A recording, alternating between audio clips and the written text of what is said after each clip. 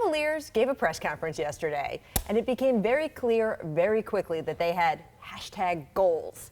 First, new GM Koby Altman and owner Dan Gilbert wanted to reassure fans about the direction of the franchise over and over again. It's unfortunate sort of the narrative that's going on right now, you know, in terms of where we're at. This thing is not broken.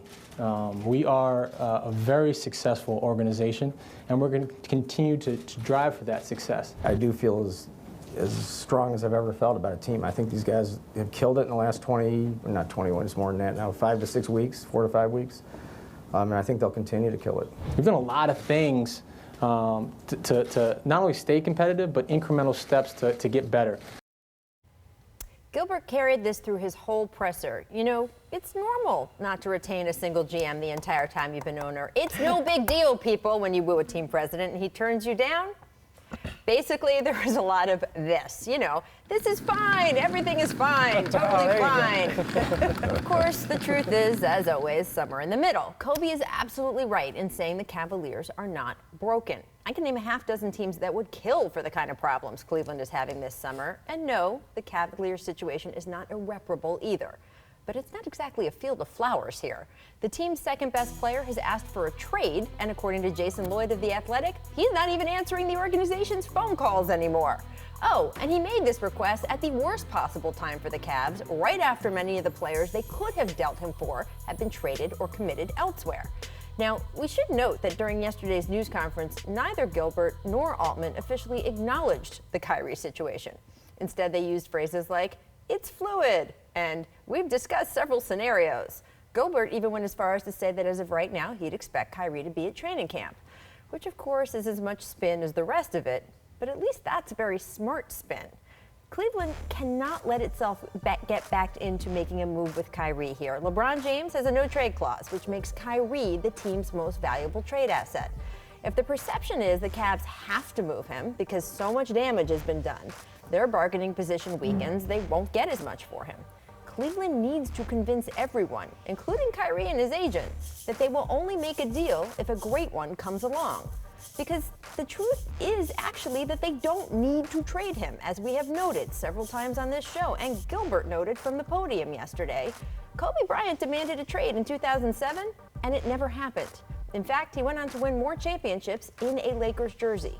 And this is where the Cavaliers front office will be tested in the coming weeks, where we'll get to see if, in fact, everything is fine in Cleveland.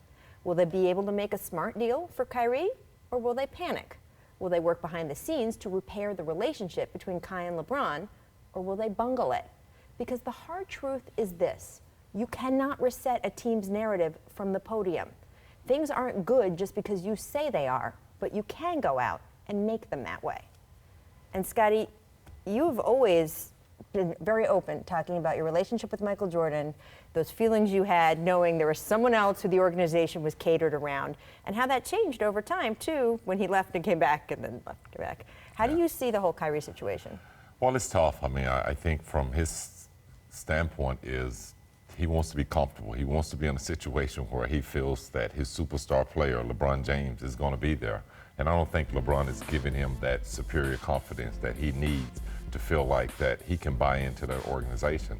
And secondly, I think it was what Dan Gilbert said. You know, he probably found out that he was on the trading block during the playoffs, during the run.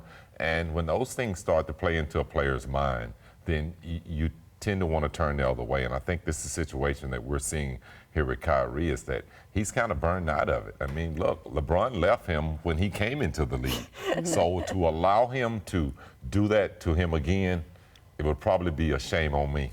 Well, so he's trying to pull the trigger on the Cavs. What kept you from feeling that need of sort of, oh, I'm frustrated with the situation, everything's catered around Michael? What were the things that made it okay for you?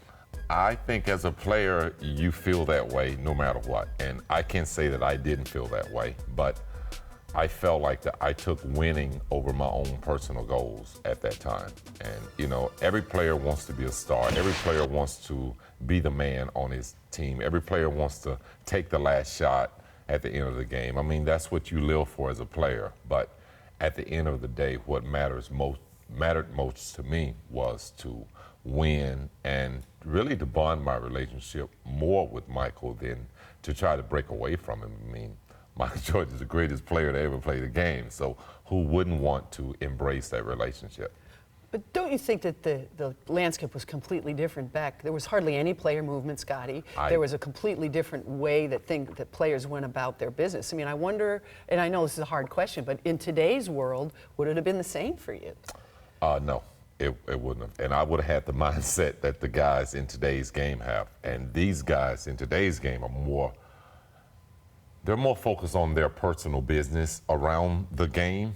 And I think it's smart. I can't knock them for that. Hearing Kyrie want to go play in New York, that's big for his business. It's big for his on branding. And if LeBron is going to keep fiddling with him and the Cavs are going to keep talking about trading him, then he wants to go somewhere that he can be strong and build his brand strong and hopefully turn the Knicks into a winning situation. I mean, look at the bright side.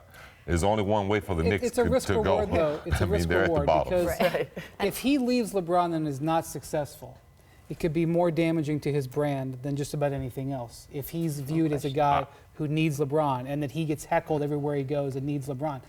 But you're right, Scott. If he goes to New York and carries the Knicks to a playoff situation, it's probably worth more to him than another championship would be. But boy, has he put himself in a tough spot with this. His window of that he can declare success is going to be tight. He can execute it, and he obviously believes he can execute it, or he wouldn't have set these events in motion.